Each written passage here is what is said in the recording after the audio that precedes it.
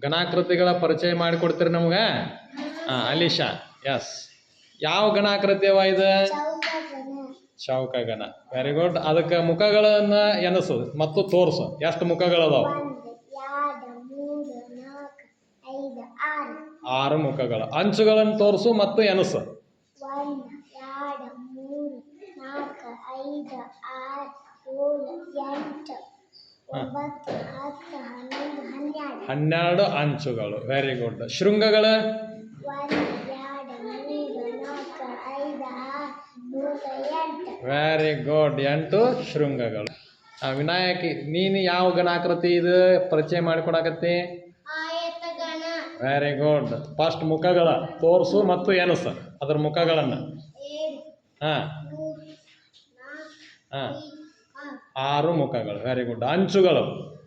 1 2 3 4 5 6 7 ಅಂಚುಗಳು? 9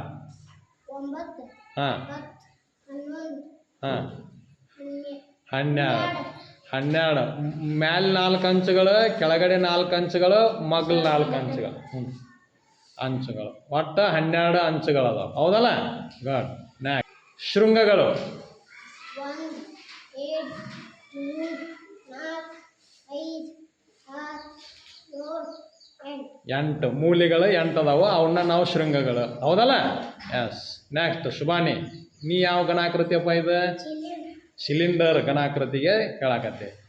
ಎಷ್ಟು ಮುಖಗಳದಾವ ನೋಡಿ ಅನಸಪ್ಪ? 1 ಮುಖ. 2 ಮುಖ.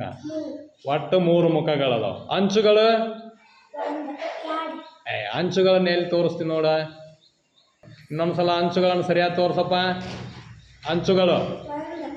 1 ಅಂಚು, 2 ಅಂಚು. ಕೇವಲ 2 ಅಂಚುಗಳು ಮಾತ್ರ ಅದಾವ. ಶೃಂಗಗಳು ಅದಾವನ ಅದಕ್ಕೆ ಮೂಲಿ ಇಲ್ಲದಲ್ಲ. ಶೃಂಗಗಳು 0. ಸಿಲಿಂಡರ್ಗೆ ಶೃಂಗಗಳು ಇಲ್ಲ. Very good. ನೀನವ ತಸ್ಮಿಯ ಏನಿದೆ? ಗೋಳ. ಏನವ? ಗೋಳ. ಇದಕ್ಕೆ ಎಷ್ಟು ಮುಖಗಳದಾವ ತೋರಿಸುವ? ಒಂದೇ 1 ಮುಖ ಐತಿ. ಅಂಚುಗಳದಾವನ ಇದಕ್ಕೆ? ಅಂಚುಗಳು ಇಲ್ಲ.